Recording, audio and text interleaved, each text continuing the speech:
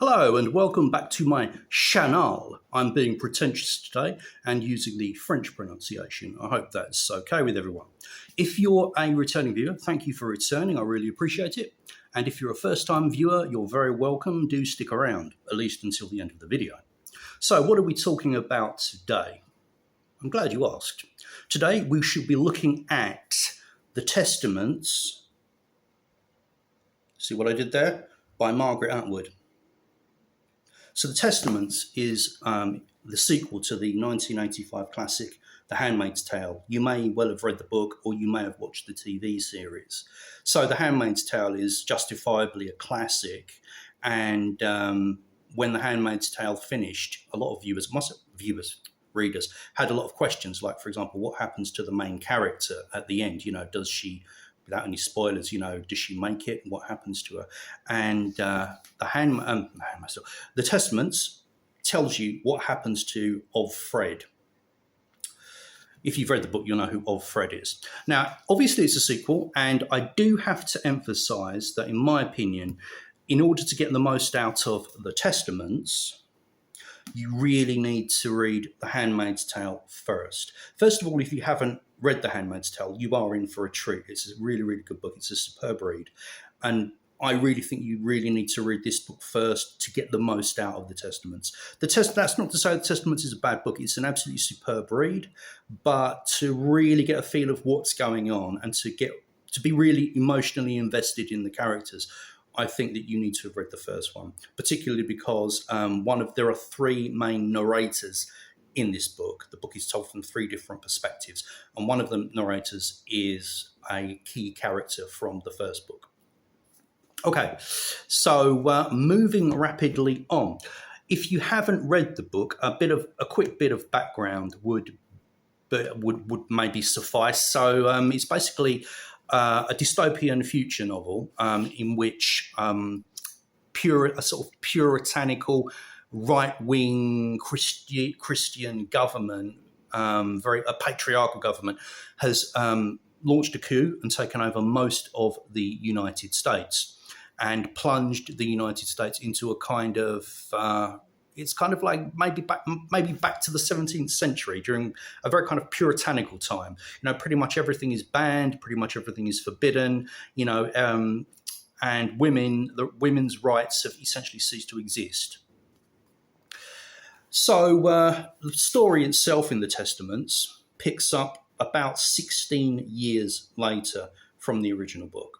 And as I said, there are three. It's called the Testaments because there are three different perspectives, three different women who are narrating, speaking to us, the reader, about their experiences. And they're very, very different. Two of them are from inside Gilead, and one of them is an external observer or external participant in the story.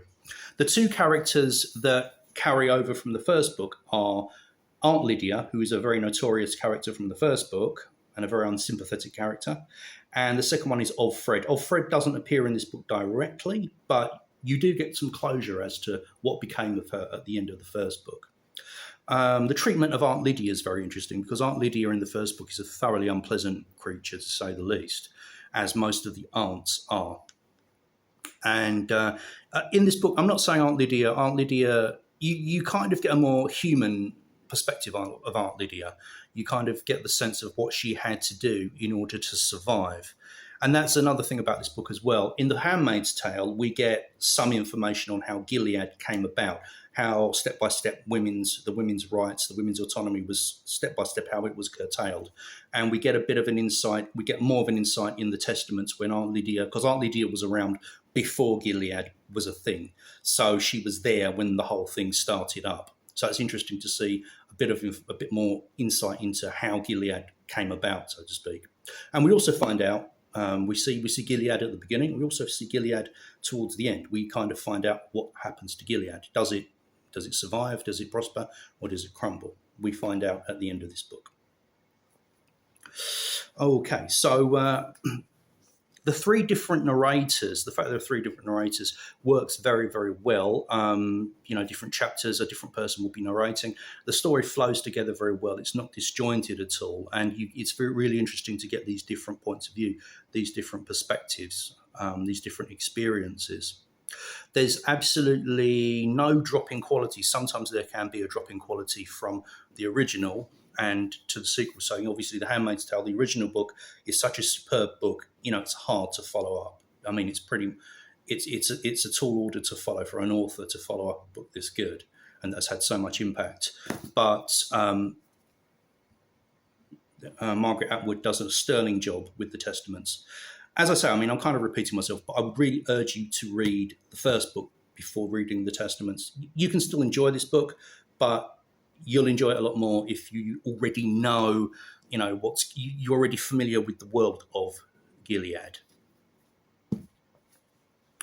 I think that this book is also, I think these two books are also good. Well, rather than good, I'd say essential reading, especially in this period, because Margaret Atwood made it clear if you read her introductions, that she drew on real life events, things that have either happened or are happening. Obviously, there isn't really a place in the United States called Gilead, but the fact is, the way women are treated in this book, there are prescribed hierarchies for each level of each type. Women are strictly categorized. Their mode of dress is strictly prescribed. They can't leave the house unaccompanied, etc., etc. They have no rights, no autonomy. They have no right to education beyond the basic level, and so on. So, I mean, we can see parallels to this in the world today. All of the things done to women in The Handmaid's Tale and the Testaments are things that are either being done in some parts of the world or have been done in the past.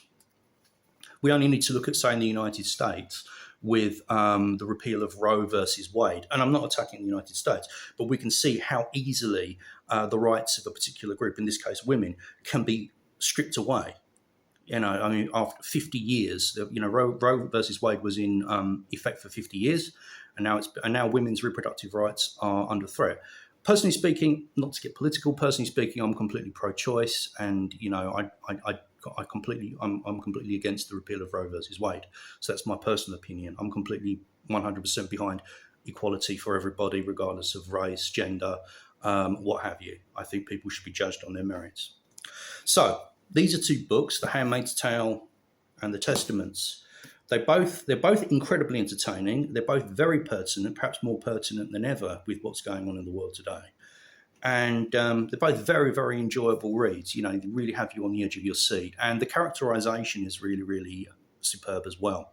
You'll notice that I haven't really gone into really much detail about the world of Gilead itself. That's because I don't really want to spoil it too much. And, I can't really do it justice. It's better that you read for yourself, because then you'll get the real pleasure of discovering what the world is like. And for example, The Handmaid's Tale, if you haven't read the book, you won't know what a handmaid is, but you quickly find out. So anyway, thank you for... I must be going senile in my old age. Hopefully not. In this particular volume here, it's interesting because there are some, there's some book club questions. I'm not part of the book club, but the questions are, quite thought-provoking. And there's also like a short interview with Margaret Atwood. And Margaret Atwood's really, really interesting. And, she talks about how there's some information on, the sources that she drew from when she was writing The Handmaid's Tale. So there's a nice bonus having the interview at the back there with Margaret Atwood herself. So anyway, that concludes the what's the word I'm going to review. The review. So today's review. So thank you for watching, and see you in the next video. Bye.